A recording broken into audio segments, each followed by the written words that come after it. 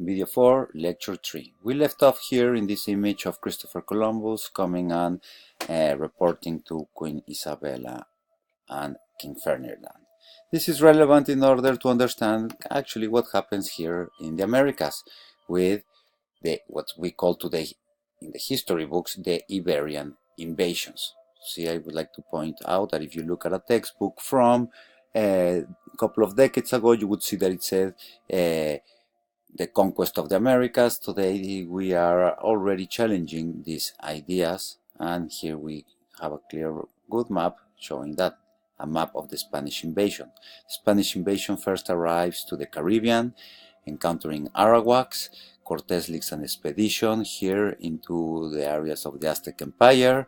After they consolidate a victory, they send expeditions up north, and here what it says is Chichimecas. Chichimecas is a Nahuatl word that is used to depict peoples that were barbarians. So it's actually a negative word that the Aztec use to talk about peoples who they never were able to conquer in battle. Down here is the former Mayan empires. Okay, and the Maya world. Here it doesn't really appear because at the time they never really posed any formidable force to combat. In fact, they found many confederations and what could be understood kind of as chiefdom levels of organizations where people certainly just lived in a sort of egalitarian communities, farming of the land. Very interestingly, very similar to how many of them still live today. Meaning there were no such things as whatever you might have seen in movies like Apocalypto by that moment. At that moment, all the center was in the center of Mexico.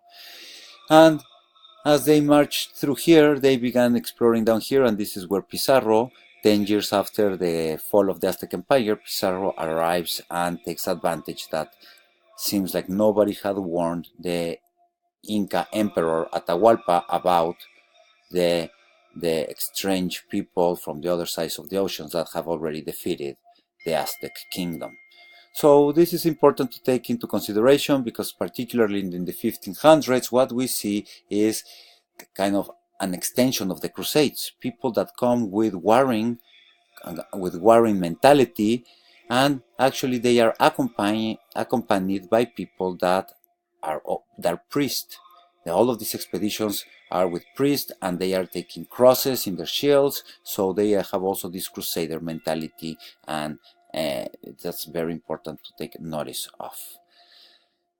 Now, another thing that I wanted to highlight out of this map is the peoples in the Amazons. All of these peoples have a totally different interaction because while they were still hunter-gatherers and horticulturalists in this region, okay, the Inca and the Aztecs were city-states, empires. People with that means astronomy, philosophy, theater, mathematics, biology, zoology. Okay? So this is very important to take in consideration because most of what we hear about these encounters is just the main epic battles that have been dramatized extensively in various paintings across the world. Okay? Now, in the history, we're not going to go really into the clashes between the Aztec Empire and the battles with Cortés. For the moment, we're going to review that later, where we try to explain why there are Aztec dancers here in the Bay Area.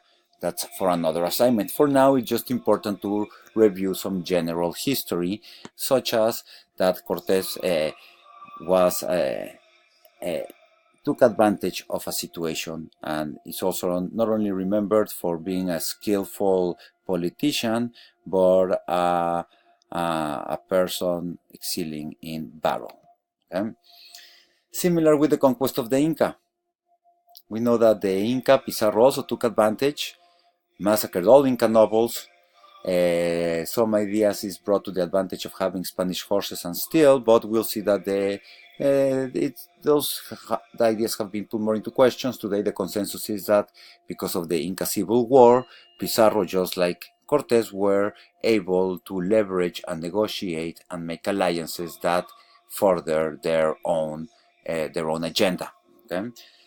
Now that we're going to leave it there, this is a map of Pizarro's so-called conquest of Peru. Okay? Now, very important, the role of the Indigenous Allies.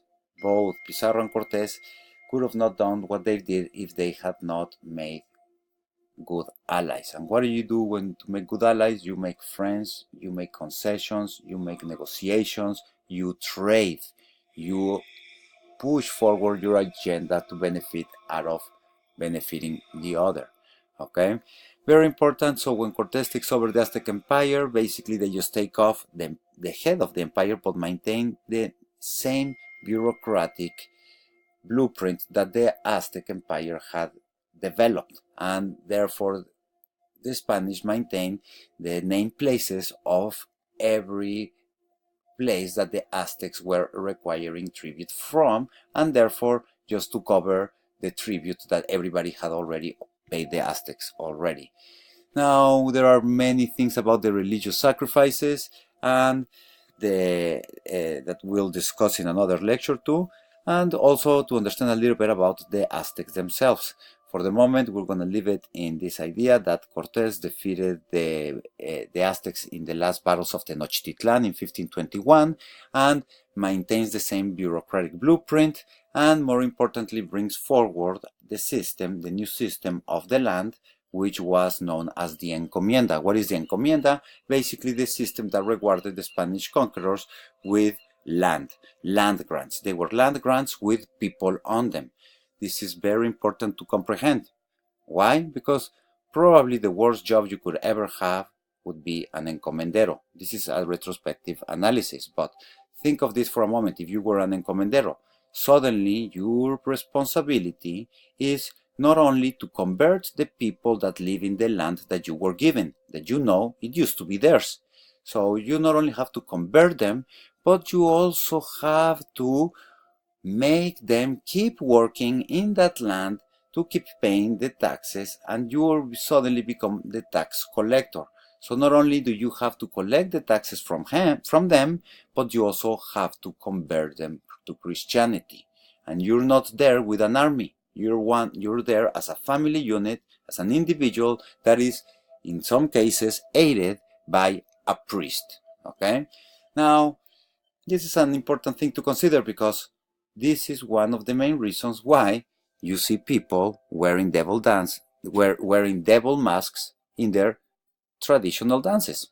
Okay, you have to get back into this framework that suddenly the encomenderos have to become expert negotiators, negotiate power. Power, it has to be negotiated, and what we see in all of these traditions in Mexico is that the negotiations that took place in the period of the so-called conquest. So more than conquest, there was battles in Tenochtitlan, where the Spaniards made alliances, and all over Mexico a series of negotiations begins taking place from region to region as encomenderos and priests trying to do religious conversions and collect taxes begin transforming the way that religion would be practiced. For this they set up, and remember this is the period of the Inquisition, so if rebellions were met with the armed repression, and for that reason it's also very important to understand that although there were rebellions, what really happened is that most people said to convert, and instead of converting and following the rules as were tried to be taught to them by the priest had to actually negotiate how the peoples were going to use Christian symbols for doing the ceremonies that they blatantly decided to not stop doing. What does this mean? All of the ceremonies that are employed in the Mesoamerican world are ceremonies that have been going on for centuries, if not thousands of years, before the Spanish arrival. And when the Spanish arrival comes, the priest, in their effort to Christianize and to report that they're doing a good job, they allow many of the traditions to keep on going if they just use Christian symbols instead. Okay, so this is very, very important. Now, the priest has to Christianize people in their way to resist. They are, okay, we will become Christians, give us these symbols that actually were not foreign symbols. And that's the other very important thing to consider, is that the stories of Jesus and the resurrections and the cross actually seem to fit in the mind frame of the worldview of many of these societies. Okay? Now we have famous allies in these stories. Among them, the people of Tlaxcala. The kingdom of Tlaxcala. Let me move to this next map. Right here, this is a map before the Spanish arrival, before the Spanish invasion. This map tells us the different expansions of the Aztec Empire. May you remember that the Aztecs were not from Tenochtitlan. Tenochtitlan is present-day Mexico City. We'll go much more into the story of the Aztecs as we try to solve the puzzle of Alcatraz. For the time being, what I wanted to mention is that among the main allies that Cortés had was this kingdom that was never conquered by anybody, the kingdom of Tlaxcala.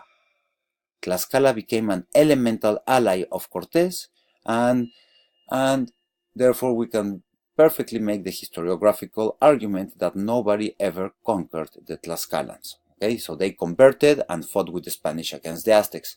Other people that quickly converted were the Mayas that are outside of this map, but also people that convert, look at this region, people from the Mixtec kingdoms and the Zapotec areas. Now here in green, we see the extent of the dominion of the Aztec Empire, which, as you may notice, it was very recently, 1502 to 1519, Moctezuma, right? Moctezuma actually takes over this ancient millenarian region of Oaxaca.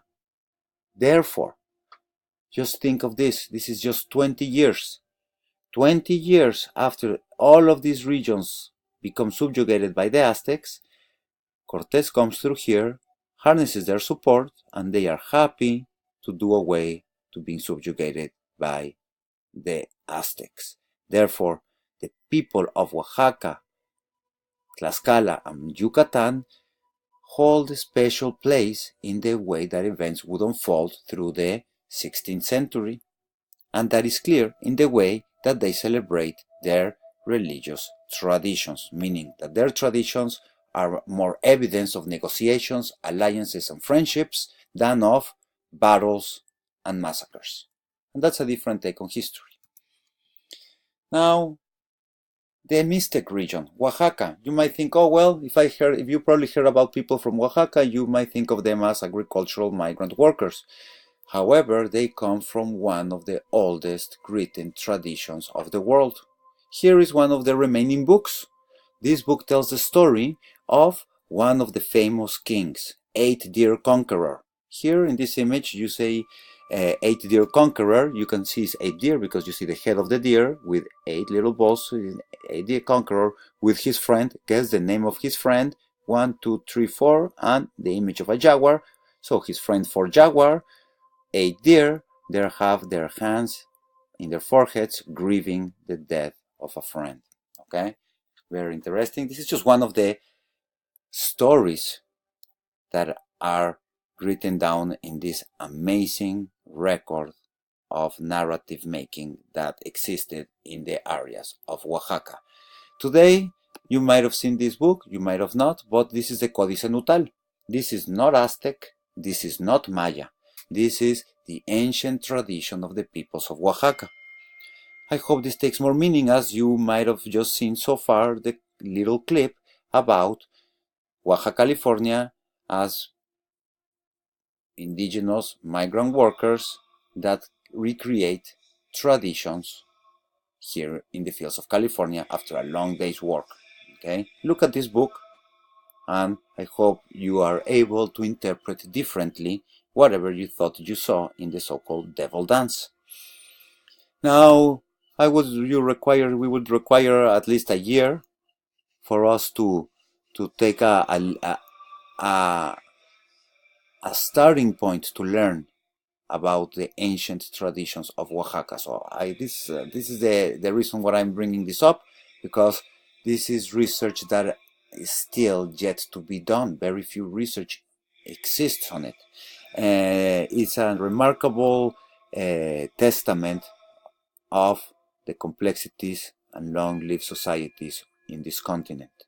Today, the Códice Nutal is in the British Museum, and it's a fascinating sample of a book made of deerskin with 47 leaves.